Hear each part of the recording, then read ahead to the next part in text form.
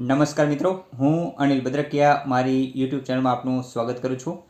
આ વિડીયોમાં હું તમને કચ્છની સ્પેશિયલ શિક્ષક ભરતી અંતર્ગત આવેલ નવા સમાચાર વિશેની સંપૂર્ણ માહિતી આપીશ, તો વિડીયો અંત સુધી જોશો।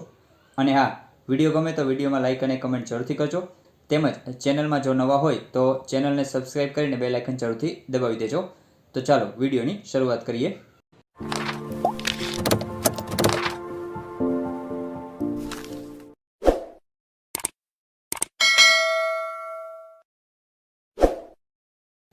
તો મિત્રો, નવા સમાચાર કંઈક આ મુજબ છે। કચ્છની 4100 જગ્યા માટે 3 લાખ જેટલા ઉમેદવારો મેદાનમાં। ઉમેદવારો પાસેથી મળતી આંકડાકીય વિગતો મુજબ 2023માં લેવાયેલ ટેટ 2ની પરીક્ષામાં કુલ 2,37,700 જેટલા ઉમેદવારોએ પોતાની ઉમેદવારી નોંધાવી હતી। તેમાંથી 37,450 જેટલા ઉમેદવારો સફળ રહ્યા હતા અને 2,250 જેટલા ઉમેદવારો નિષ્ફળ રહ્યા હતા। ટેટ 1ની પરીક્ષામાં 83,336 જેટલા ઉમેદવારોએ ઉમેદવારી નોંધાવી હતી।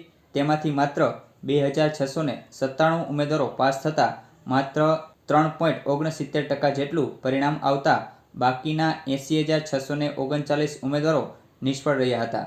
ત્યારબાદ 2023થી 2025 સુધીમાં રાજ્યભરમાં પીટીસી અને બીએડમાં અભ્યાસ કરતા તાલીમાર્થીઓની અંદાજિત ગણતરી લઘુત્તમ 19,111નો આંક મૂકીએ તો કુલ મળીને 3 લાખ જેટલા ઉમેદવારો હજુ પણ ટેટ 1 અને ટેટ 2ની પરીક્ષા આપીને શિક્ષક બનવાનું સ્વપ્ન જોઈ રહ્યા છે।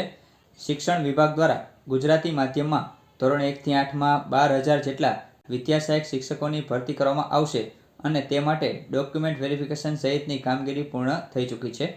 તો મિત્રો, આ હતા કચ્છની સ્પેશિયલ ભરતી અંગેના સમાચાર। આશા છે કે આ વિડીયોમાં જે પણ માહિતી આપી તે તમને ઉપયોગી થશે। ફરી મળીશું કોઈ નવી અપડેટ સાથે। જય હિન્દ, જય ભારત।